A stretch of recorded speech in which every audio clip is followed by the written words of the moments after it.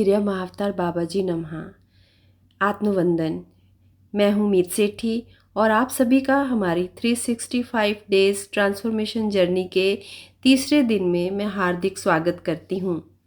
आज मैं आपको अपने जीवन के उन सब से अनमोल साथियों से मिलवाना चाहती हूँ जिन्होंने बिना कुछ मांगे मुझे बहुत कुछ दिया है, जिन्होंने मेरे कठिन समय में मेरा हाथ थामा, मेरी सोच को बदला और मुझे अपने भीतर झांकना सिखाया। और वो साथी हैं मेरी किताबें। बहुत से लोग सोचते हैं कि किताबें केवल जानकारी देती हैं, लेकिन मेरा अनुभव कुछ और कहता है।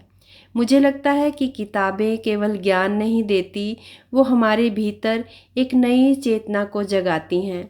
जब भी मैं अपनी किताबों के पास जाती हूँ और इन किताबों को देखती हूँ तो मुझे ऐसा लगता है कि जैसे मैं अपने पुराने मित्रों से, पुराने फ्रेंड्स से मिलने आई हूँ। हर किताब अपने अंदर किसी साधक, किसी गुरु, किसी महापुरुष की वर्षों की तपस्या और अनुभवों को समेटे हुए बैठी है। आज मैं अपनी कुछ बहुत प्यारी आध्यात्मिक पुस्तकों के बारे में भी आपसे बातें साझा करूंगी और बताऊंगी कि किस तरह इन्होंने मेरे जीवन को बदलने में भूमिका निभाई है। दोस्तों, यदि आपके जीवन में कोई मार्गदर्शक नहीं है तो किताबें आपका मार्गदर्शन कर सकती हैं। यदि आप अकेलापन फील करते हैं तो किताबें आपकी सबसे अच्छी मित्र बन सकती हैं। और यदि आपके मन में बहुत सारे प्रश्न हैं तो हो सकता है कि किसी किताब का एक छोटा सा अध्याय ही आपके उत्तर दे दे। और मैंने अपने जीवन में अनुभव किया कि जब भी मैं किसी कठिन परिस्थिति में होती हूँ तो पुस्तक का कोई पन्ना, कोई वाक्य या कोई विचार मुझे एक नई दिशा दे देता है। यही कारण है कि मैं हमेशा कहती हूँ, किताबें केवल पढ़ी नहीं जाती, उन्हें जिया जाता है। एक बात शायद आपने भी फील की होगी कि जब हम किसी राइटर की बुक को बार बार पढ़ते हैं तो धीरे धीरे हम उनकी सोच, उनकी चेतना और उनके अनुभवों से भी जुड़ने लगते हैं। मेरा मानना है कि हर राइटर अपनी बुक में केवल शब्द नहीं लिखता, वो अपनी चेतना, अपना प्रेम, अपनी साधना और अपने जीवन का अनुभव भी उसमें डाल देता है। और जब हम उस बुक को श्रद्धा और खुले मन से पढ़ते हैं तो ऐसा लगता है कि मानो राइटर खुद हमारे सामने बैठकर हमें समझा रहा है। यही कारण है कि कुछ किताबें पढ़ते समय हमारी आंखों में आंसू आ जाते हैं, कुछ किताबें पढ़कर मन में शांति आ जाती है और कुछ किताबें पढ़ने के बाद हमारा पूरा जीवन बदलने लगता है। जीवन में ऐसे पल भी आते हैं जब हमें लगता है कि कोई हमें समझ ही नहीं रहा है, तो ऐसे समय में भी किताबें हमारे पास चुपचाप बैठी होती हैं। वो कोई शिकायत नहीं करती, हमारी अपेक्षा नहीं करती, बस प्रेम से हमें संभाल लेती हैं। मेरे जीवन में भी ऐसे कई क्षण आए जब एक पुस्तक ने मुझे वो शक्ति दी जो शायद कोई इंसान भी ना दे पाता। इसीलिए मैं कहती हूँ, अगर आपके पास अच्छी किताबें हैं तो आप कभी अकेले नहीं हैं। बहुत से लोग पूछते हैं कि क्या बिना किताबों के आध्यात्मिक यात्रा पूरी की जा सकती है? तो मेरे अनुभव में ध्यान आवश्यक है, गुरु आवश्यक है, अनुभव आवश्यक है, लेकिन अच्छी आध्यात्मिक पुस्तकें इस पूरी यात्रा को समझने, गहराई देने और संतुलित रखने में बहुत ही इम्पॉर्टेंट पार्ट निभाती हैं। कई बार हमारे ध्यान में जो अनुभव आते हैं उनका अर्थ हमें किसी महान गुरु के द्वारा लिखी हुई पुस्तक से समझ में आता है। पुस्तक हमें भ्रम से भी बचाती हैं। वे बार बार याद दिलाती हैं कि साधना का उद्देश्य केवल अनुभव लेना नहीं है, बल्कि खुद को जानना है। यदि आप आज से अपनी आध्यात्मिक यात्रा शुरू करना चाहते हैं तो हर रोज केवल 10 से 15 मिनट किसी अच्छी आध्यात्मिक पुस्तक को पढ़ने का संकल्प लें।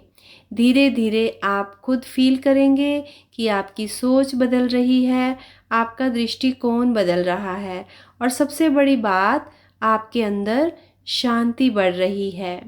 और आज से आप सभी से मैं एक छोटा सा संकल्प करवाना चाहती हूँ कि आज ही अपने लिए एक ऐसी पुस्तक चुनिए जो आपके जीवन में लाइट, एक प्रकाश लेकर आए। उसे केवल पढ़िए मत, उसे महसूस कीजिए, उसे जीवन में उतारने का प्रयास कीजिए, क्योंकि एक अच्छी पुस्तक आपका पूरा जीवन बदल सकती है।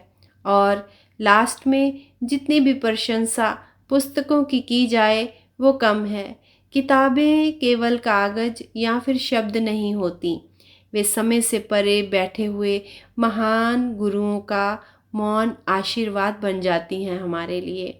इसीलिए मैं आज भी जब किसी बुक को हाथ में लेती हूँ तो उसे केवल पढ़ती नहीं हूँ, मैं उसे प्रणाम भी करती हूँ। यदि आप भी पुस्तकों से प्रेम करते हैं तो सबसे प्रिय आध्यात्मिक पुस्तक का नाम जो है आप कमेंट बॉक्स में लिखकर ज़रूर बताइएगा। किस बुक से आपने एक अटैचमेंट को फील किया, किस बुक से आपने कुछ सीखा है।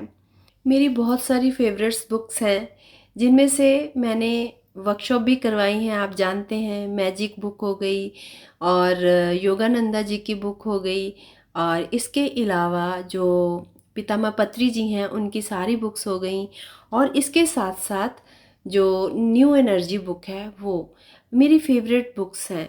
और इसके अलावा एक और पुस्तक है जो मुझे बहुत अच्छी लगती है, जिसका नाम है शक्ति के नियम। तो इस पुस्तक ने मुझे ये समझाया कि हमारे भीतर जितनी भी शक्ति है उसका जो है वो एक बहुत छोटा हिस्सा ही है जो हम अपने जीवन में उपयोग कर रहे हैं। अगर हम उस पावर को, उस शक्ति को जान ले जो हमारे अंदर है, तो शायद हम अपना पूरा जीवन बदल लें। आज मैं इसी बुक के बारे में आपके साथ बात करने वाली हूँ। असली शक्ति जो है वो केवल हमारे शरीर में नहीं होती, बल्कि हमारे विचारों में, हमारी भावनाओं में, हमारे संकल्पों में और हमारी चेतना में भी होती है। ये पुस्तक हमें सिखाती है कि जब हमारे विचार पॉजिटिव होते हैं, हमारे उद्देश्य स्पष्ट होते हैं, तो हम अनुशासन के साथ जीवन जीते हैं। धीरे धीरे हमारी आंतरिक शक्ति जागृत होने लगती है। इससे मुझे ये भी सीखने को मिला कि परिस्थितियाँ हमेशा हमारे नियंत्रण में नहीं होती, लेकिन उन परिस्थितियों के प्रति हमारी प्रतिक्रिया, हम किस तरह से बिहेव करते हैं, हमेशा हमारे हाथ में होती हैं। यही हमारी वास्तविक शक्ति है। जब भी मैं इस पुस्तक को पढ़ती हूँ, मुझे ऐसा लगता है कि ये मुझे बार बार याद दिला रही है, अपनी शक्ति को बाहर मत खोजो, ये पहले से ही तुम्हारे भीतर मौजूद है। मुझे लगता है कि हर साधक को ऐसी पुस्तकों का अध्ययन जरूर करना चाहिए जो केवल जानकारी ना दें, बल्कि जीवन जीने की दिशा भी दें। क्योंकि एक अच्छी पुस्तक केवल पढ़ी नहीं जाती, वो धीरे धीरे हमारे व्यक्तित्व का हिस्सा बन जाती है। और शायद यही कारण है कि मैं हमेशा कहती हूँ, किताबें हमारे मौन गुरु की तरह हैं। वो बोलती नहीं, लेकिन जब हम उन्हें पढ़ते हैं तो हमारे भीतर बहुत कुछ बदलने लगता है। जब भी हम पावर या शक्ति वर्ड को सुनते हैं तो अक्सर हमारे मन में शारीरिक ताकत का विचार आता है, लेकिन आध्यात्मिक दृष्टि से शक्ति का अर्थ उससे बहुत अधिक गहरा है। वास्तविक शक्ति वो है जो हमें कठिन परिस्थितियों में शांत रहने की क्षमता दे। जब कोई हमारा अपमान करे तो फिर भी हम क्रोध के स्थान पर धैर्य रखें, यही शक्ति है, यही पावर है। जब जीवन में हम असफल हो जाएं तो फिर भी हम अपने लक्ष्य से पीछे ना हटें, यही शक्ति है, यही पावर है। जब पूरे संसार में नेगेटिविटी हो, हम अपने अंदर प्रेम, करुणा और विश्वास को बनाए रखें, यही वास्तविक शक्ति है। मुझे लगता है कि हर इंसान के अंदर एक डिवाइन ऊर्जा छिपी है। ध्यान, प्रार्थना, सेवा, अच्छे विचार, अच्छी पुस्तकों का अध्ययन उस एनर्जी को, उस ऊर्जा को धीरे धीरे जागृत करता है। एक और बात जो मैंने अपने जीवन में अनुभव की बुक्स के माध्यम से, कि जिस संगति में हम रहते हैं वैसी ही ऊर्जा हमारे भीतर आती है। अगर हम महान संतों, योगियों और आध्यात्मिक लेखकों के विचार पढ़ेंगे तो धीरे धीरे उनकी पॉजिटिव सोच और प्रेरणा भी हमारे जीवन का हिस्सा बनने लगेगी। इसीलिए अच्छी पुस्तकें केवल जानकारी नहीं देती हैं, वो हमारी चेतना को ऊपर उठाती हैं, हमारी हेल्प करती हैं। शक्ति का एक और नियम है कि जहाँ पर हमारा ध्यान जाएगा वहीं पर हमारी ऊर्जा बहने लगेगी। तो यदि हम हर समय डर, क्रोध, शिकायत पर ध्यान देंगे तो हमारी ऊर्जा वहीं पर खर्च होगी। लेकिन यदि हम प्रेम, ग्रैटिट्यूड, सेवा और आत्म विकास पर ध्यान देंगे तो वही ऊर्जा हमारे अंदर भीतर एक स्ट्रॉन्ग ऊर्जा बन जाएगी। तो याद रखिए, शक्ति बाहर से नहीं आती है बल्कि हमारे अंदर से बहती है।